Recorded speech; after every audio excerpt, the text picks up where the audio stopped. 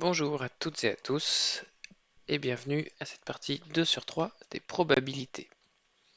Alors, commençons le calcul des probabilités. On prend toujours un dé à 6 faces sur lequel on va regarder le chiffre du dessus lorsqu'on lance. L'univers des possibilités et l'ensemble des chiffres qui vont de 1 à 6. Si on appelle grand A l'événement de tomber sur le chiffre 2, que vaut la probabilité P de grand A? Autrement dit, quelle est la probabilité de tomber sur le chiffre 2?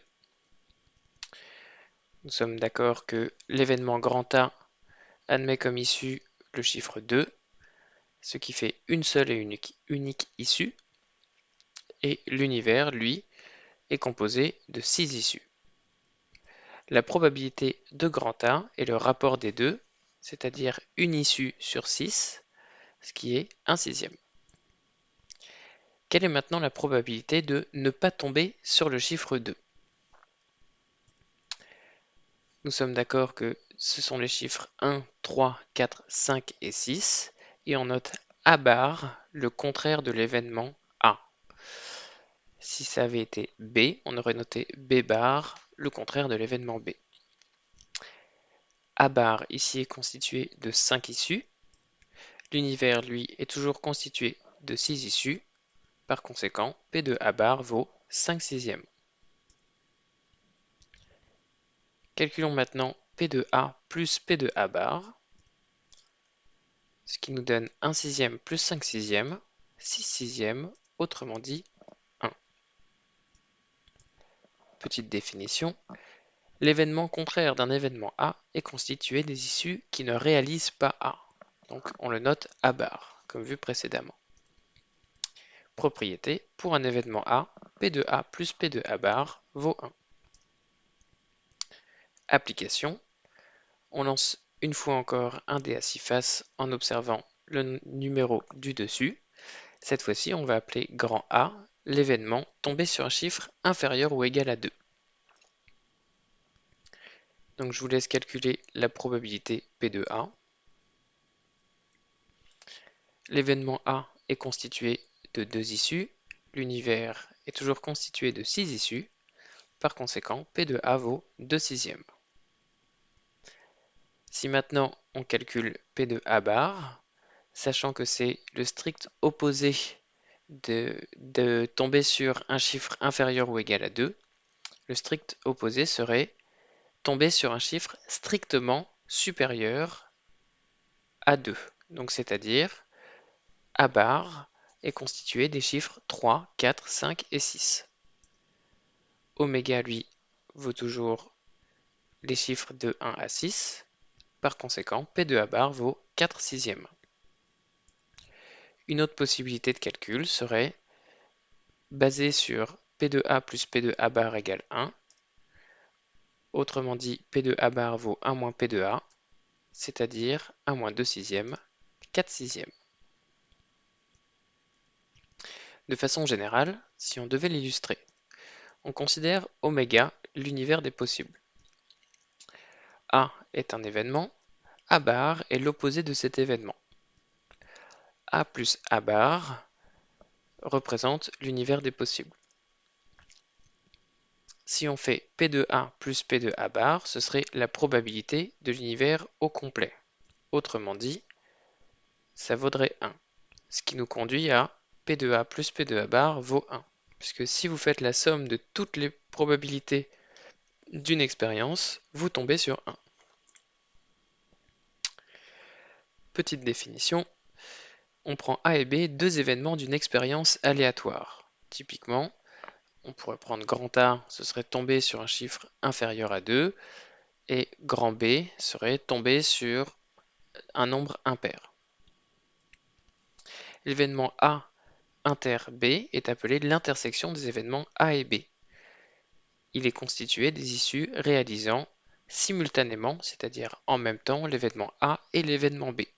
Si on le représentait par des ensembles, on prendrait l'ensemble A, l'ensemble B, et ce ne serait que l'intersection des deux, ce qui est coloré ici en vert, qui est l'événement A inter B. Si maintenant on regarde l'événement A ou B, qui est appelé l'union, en réalité c'est l'union et non la réunion, des événements A et B, cet événement est constitué des issues réalisant l'événement A ou l'événement B ou les deux. Si on devait le représenter, on aurait l'événement A, l'événement B, et tout ce qui est coloré fait partie de A ou B. Donc même l'intersection fait aussi partie de A ou B. On va le voir en application, ça va être plus parlant. On lance encore une fois un dé à 6 faces en observant le numéro du dessus. L'univers est toujours les chiffres de 1 à 6. L'événement A serait le résultat est inférieur ou égal à 2 et l'événement B, le résultat est pair. Donc je vous demande de calculer P de A, P de B, puis P de A inter B et P de A ou B. Alors vous pouvez mettre la vidéo en pause et essayer de le faire. Sinon, nous allons le faire ensemble. L'événement A est constitué des chiffres 1 et 2. Par conséquent, il y a deux issues sur les 6 possibles. P de A vaut 2 sixièmes.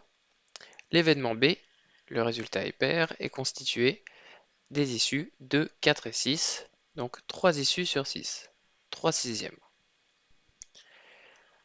P de A et B représentent l'événement avoir un résultat inférieur à 2 et un résultat pair.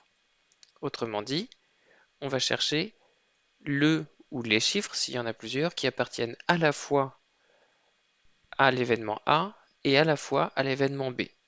Ici, on remarque que 2 est le seul chiffre qui appartient aux deux événements. Par conséquent, A inter B vaut 2, ce qui représente une seule issue possible sur les 6 de l'univers. Donc P de A inter B vaut 1 sixième. Pour l'union entre A ou B, ce qui représente un résultat inférieur à 2 ou un résultat pair, on va prendre, donc on a toujours A qui représente les issues, enfin qui est représenté pardon, par les issues 1 et 2, et B qui est constitué plutôt des issues 2, 4 et 6. Alors on va regarder les deux ensemble et on va éviter de prendre deux fois la même solution. Par conséquent, on voit ici que 2 fait partie des deux ensembles, donc on ne va le compter qu'une seule fois. Donc l'événement A ou B a pour issue 1, 2, 4 et 6, ce qui représente 4 issues possibles. Sur les 6, donc P de A ou B vaut 4 sixièmes. À vous de jouer. Je vous conseille de mettre la vidéo en pause et d'essayer de le faire par vous-même avec le dé à 12 faces et les événements A et l'événement B proposés. Donc P de A ne devrait pas poser de problème, P de B non plus. Encore une fois, P de A inter B, on va prendre uniquement les chiffres qui sont communs aux deux événements, c'est-à-dire 2 et 4, ce qui nous donne 2 sur 12 possibilités. Et pour P de A ou B, on va regarder les deux en enlevant ceux qui sont comptés deux fois. Donc par exemple, 2 fait partie des deux, 4 fait partie des deux. Par conséquent, il ne reste plus que 9 issues sur les 12 de l'univers oméga. Par conséquent, P de A ou B vaut 9 douzièmes. Propriété. On appelle la formule du crible la formule qui, pour deux événements A et B, donne P de A ou B plus P de A et B égale P de A plus P de B. Petite illustration. Si on prend un événement A et un événement B, nous sommes d'accord que la partie jaune est la partie de A ou B et la partie verte est la partie de A et B. Lorsqu'on fait A ou B, comme vous venez de le faire précédemment, on additionne les probabilités de A et probabilités de B. Comme vous l'avez remarqué, on prend deux fois Si on ne fait que additionner les deux probabilités, on prend deux fois l'intersection des deux. Par conséquent, en réalité, il faut enlever une fois P de A inter B, ce qui nous donne P de A ou B égale P de A plus P de B moins P de A inter B. On pourrait laisser la formule comme ça. Vous avez aussi tout à fait le droit de passer le moins P de A inter B à gauche, de telle sorte à avoir des plus sur toute la ligne, ce qui peut être plus facile à retenir par exemple, et ce qui vous donne P de A ou B plus P de A et B égale P de A plus P de B. Application de la formule. On reprend la même situation que précédemment, c'est-à-dire un dé à 12 faces, avec le même événement A tombé sur un chiffre inférieur ou égal à 5, et l'événement B tombé sur un chiffre pair. Je vous laisse recalculer P de A, P de B et P de A inter B. Puis, avec la formule, cette fois-ci, calculer P de A ou B.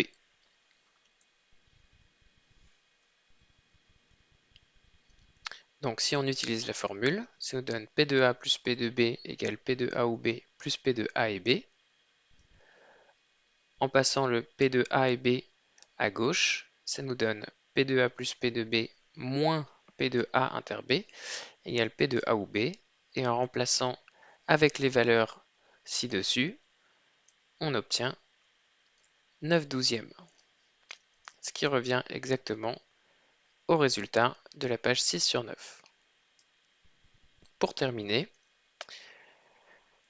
nous allons regarder le cas où deux événements A et B sont incompatibles, c'est-à-dire si aucune des issues ne peuvent se réaliser simultanément.